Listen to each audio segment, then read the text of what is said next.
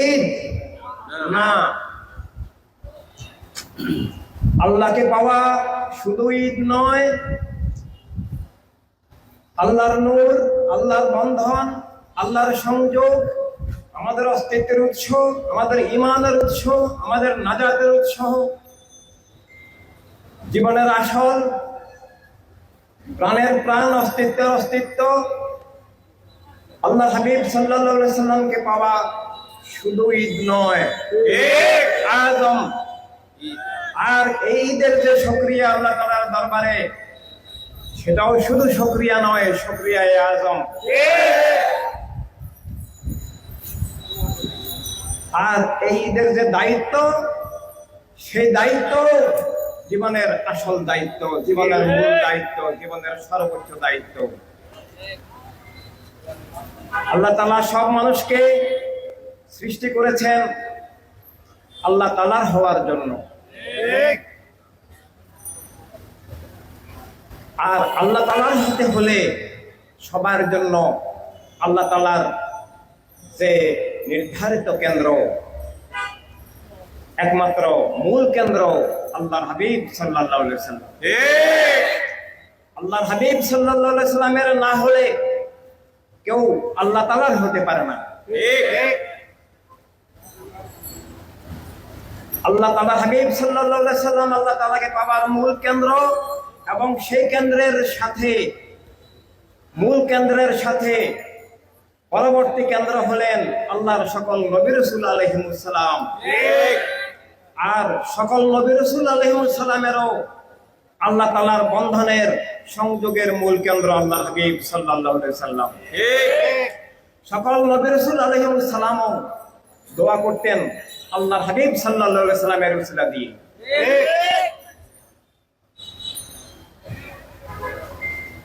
আল্লাহ তাআলার হাবিব সাল্লাল্লাহু আলাইহি সাল্লামের হওয়ার মূল কেন্দ্রের দিকে যাওয়ার, মূল কেন্দ্রের হওয়ার এই উম্মতের জন্য সর্বপ্রথম কেন্দ্র আহলে রাসূল সাল্লাল্লাহু আলাইহি সাল্লাম। আল্লাহর হাবিব সাল্লাল্লাহু আলাইহি সাল্লামের না হয়ে যেমন আল্লাহ তাআলার হওয়া যাবে না, তেমন ভাবে আহলে রাসূল আলাইহিমুস সালামের না হলে সে কখনো প্রেরণাবীর হতে পারবে না। প্রেরণাবী আল্লাহ তাআলার বন্ধন, সংযোগ, আল্লাহ তাআলার নূর, আর আহলে রাসূল আলাইহিমুস সালাম প্রেরণাবীর নূর। আহলে রাসূল আলাইহিমুস সালামের হওয়ার জন্য, তাদের পথের দিশা পাওয়ার জন্য মহান খোলাফায়ে রাশিদিন, মহান মকবুল সাহাবায়ে কেরাম, আমাদের হকের ইমাম বৃন্দ, আমাদের আউলিয়া কেরাম, আমাদের শহাদায়ে কেরাম এবং হকের দেশারি মুমিন মুজাহিদ বৃন্দ, সবাইকে নিয়েই আনামত আলাইহিম। আর এই আনামত আলাইহিমের পথকেই আল্লাহ তাআলা বলেছেন সিরাতাল মুস্তাকিম। আনামত আলাইহিমকে বাদ দিয়ে কোন সিরাতাল মুস্তাকিম হবে না। আনামত আলাইহিমের বাহিরে যে পথ, ইসলামের নামে হোক বেনামে হোক, সেটাকে আল্লাহ তাআলা বলেছেন মাগদুবদের পথ এবং দালিনদের পথ। আমরা আজকে দেখি আনামত আলাইহিমের ধারাকে বাদ দিয়ে আহলে বায়ত, খোলাফায়ে রাশিদিন, মকবুল সাহাবায়ে কেরাম, আইম্মায়ে কেরাম, আউলিয়া কেরামকে বাদ দিয়ে, তাদের আকীদা, আধ্যাত্মিক, রাজনৈতিক পূর্ণাঙ্গ পথকে বাদ দিয়ে, আল্লাহ তাআলার নামে ধোঁকা দিয়ে ইসলামের কথা বলা হয়, সেটা প্রকৃত ইসলাম হবে না। যে আমরা আল্লাহ তাআলাকে তো স্বীকার করি, আমরা তো মুখে লা ইলাহা ইল্লাল্লাহ বলি, আমরা ইসলাম দাবি করি, আমরা মুসলিম দাবি করি, অনেক মানুষ এভাবে বলে, কিন্তু ঈমান সম্মতভাবে আল্লাহর হাবিব সাল্লাল্লাহু আলাইহি ওয়াসাল্লামের প্রতি ঈমান রাখে না। কিভাবে রাখে? জাহেরি ভাবে রাখে। বশর বলে, ইনসান বলে, খায়রুল বশর বললেও ঈমান হবে না, ইনসানে আযম বললেও ঈমান হবে না। ঈমানের অনেক আকীদা আছে রাসূলের সালাতের। আল্লাহ তাআলাকেও শুধু যে আল্লাহ তাআলা একজন আছেন বিশ্বাস করি, এটা বললেও আল্লাহ তাআলার উপর ঈমান হবে না। ইবলিস কি আল্লাহ তাআলাকে অস্বীকার করেছিল? না, ইবলিস আল্লাহ তাআলাকে অস্বীকার করে নাই। আল্লাহ তাআলার প্রতি ঈমান, আল্লাহ তাআলার সব সিফাতকে, ইসিমকে স্বীকার করতে হবে এবং সব সিফাত ইসিম স্বীকার করলেও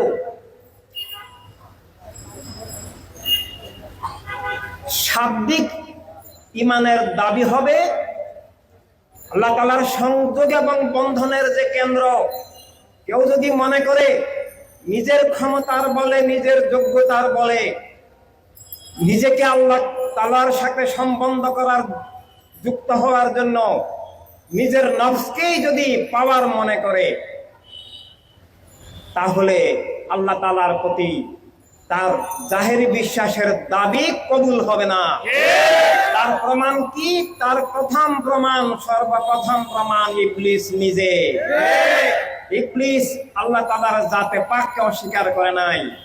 ইবলিস আল্লাহ তাআলার কোনো সিফাত অস্বীকার করে নাই। ইবলিস আল্লাহ তাআলার কোনো ইসিম অস্বীকার করে নাই। কি করেছিল? ইবলিস আল্লাহ তাআলাকে পাওয়ার যে কেন্দ্র, ওসিলা ছাড়া সরাসরি সে নিজের ক্ষমতার বলে আল্লাহ তাআলাকে পাওয়ার দাবি করেছিল। তার বাহ্যিক আমল ইবাদতকে আল্লাহকে পাওয়ার যোগ্যতা মনে করেছিল। লক্ষ বছরের ইবাদত, সিজদা, তাসবিহ, জিকির, সে এগুলার অহংকার করে সে বলেছিল আমার সাথে আল্লাহর সম্পর্ক সরাসরি, কোন নবুয়তের ধারধারি না, আমি নবুয়তের কাছে গিয়ে আত্মসমর্পণ করব না। আর আল্লাহ তাআলা বলেছিলেন কি, আমাকে যদি পেতে হয় কেউ আমাকে সরাসরি পেতে পারে না। আমাকে পেতে হলে আমাকে পাওয়ার ঠিকানা আম্বিয়া আলাইহিমুস সালাম, শানে নবুয়ত, শানে রাসালাত। আর রাসালাতের মূল, সকল নবীর নবুয়তের মূল নাবিল উম্মি, মূল নবী, সকল নবুয়তের রাসালাতের উৎস, হাকিকি রাসালাত, রাসালাতে হাকিকি আল্লাহর হাবিব সাল্লাল্লাহু আলাইহি সাল্লাম।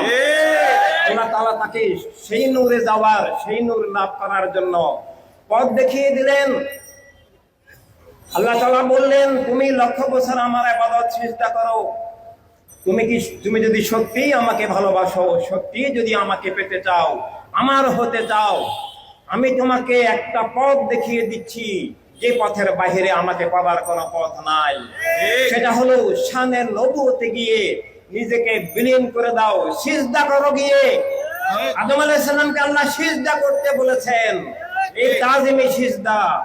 তো সেখানে গিয়ে আত্মসমর্পণ করো, ফানাফিল নবুয়ত হয়ে যাও লিল্লাহি তাআলা। যে আমাকে পাওয়ার জন্য আমার ঠিকানা শানে নবুয়ত, সেই নবুয়তকে বাদ দিয়ে আমাকে কোনোদিন পাবে না। কোটি কোটি বছর ইবাদত করলেও পাবে না, আমাকে চিনবেও না, আমাকে বুঝবেও না, আমার হতে পারবে না, আমার কবুলিয়ত পাবে না।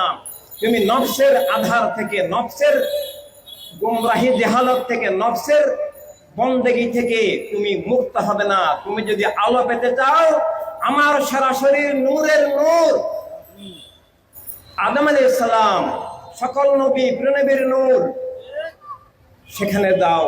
সেখানে গেলেই আমাকে পাওয়ার জন্য তোমার আত্মার পবিত্রতা আসবে, আমাকে পাওয়ার জন্য যোগ্যতা, উপযুক্ততা আসবে, আমি তোমাকে কবুল করে নিব।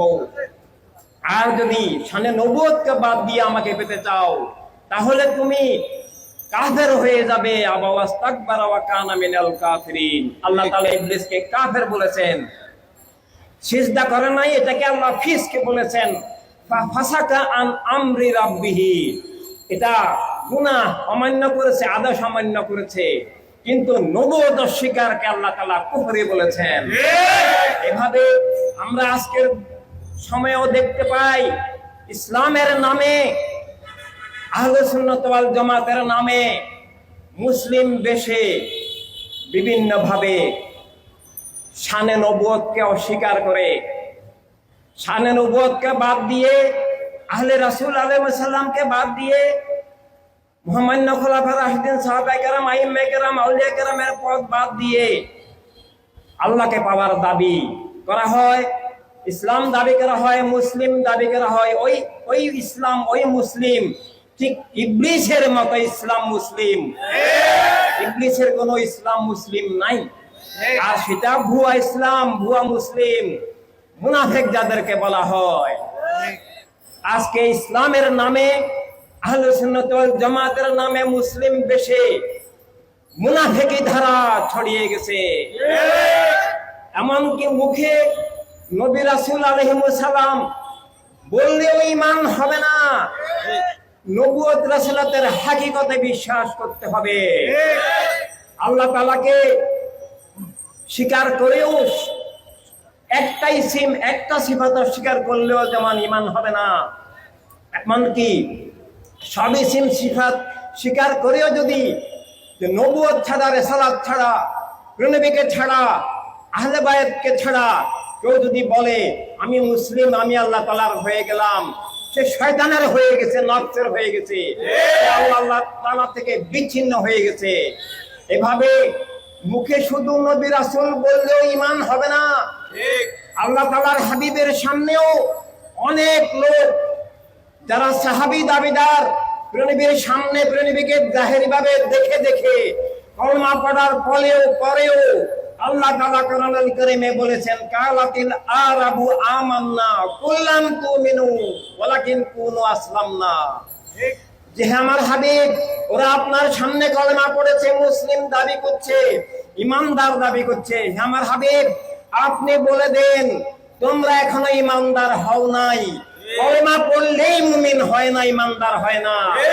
কলেমার হাকিকতে বিশ্বাস করতে হবে, ঈমান আনতে হবে, নবীকে আল্লাহ তাআলার জাতি পাকের নূর হিসাবে ঈমান রাখতে হবে। অনেক আকীদা আছে, আকীদা অনেক, সব আকীদা রাসালাত মুখে রাসূল ওরা বলেছিল, মুখে নবী রাসূল। বর্তমানেও যারা মুনাফিক ধারা আছে তারাও মুখে নবী বলে, তারাও মুখে রাসূল বলে। যারা খাতামান নবিয়্যিন অস্বীকার করে তারাও মুখে নবী রাসূল বলে। এভাবে যারা নবীকে নূর বলে, নূর বললেও ঈমান হবে না। আজকে যেমন নবীর শুভাগমনকে ঈদ বললেও ঈমান হবে না। ঈদ অনেক আছে, অনেক ঈদ আছে, ঈদ আজম বলতে হবে। এভাবে আল্লাহু আকবার, যে আল্লাহ তাআলাই আমার জীবনের আসল, আল্লাহ তাআলার জন্যই জীবন, আল্লাহর ঊর্ধ্বে আমার জীবনে কিছু নাই। আল্লাহু আকবার, এই আল্লাহু আকবারের এই তাফসীর, আল্লাহু আকবারের এই প্রতিধ্বনি, আল্লাহু আকবারের এই তরজমা, আল্লাহু আকবারের এই পথ ঈদ আজম। ঈদ আজম অস্বীকার করলে আল্লাহু আকবার অস্বীকার হবে। কেন? ঈদ আজমের মাধ্যমেই আমরা আল্লাহ তাআলাকে পেয়েছি। ঈদ আজম না হলে, নবীর শুভাগমন না হলে আল্লাহ তাআলাকে কেউ পেত না। এমনকি নবীর শুভাগমন হওয়ার পরেও যদি নবীর হয়ে না যায়, সে আল্লাহ তাআলার কোনোদিন হতে পারবে না। আল্লাহু আকবার বলেও সে শয়তানের বান্দা থেকে যাবে, সে আল্লাহর বান্দা হবে না।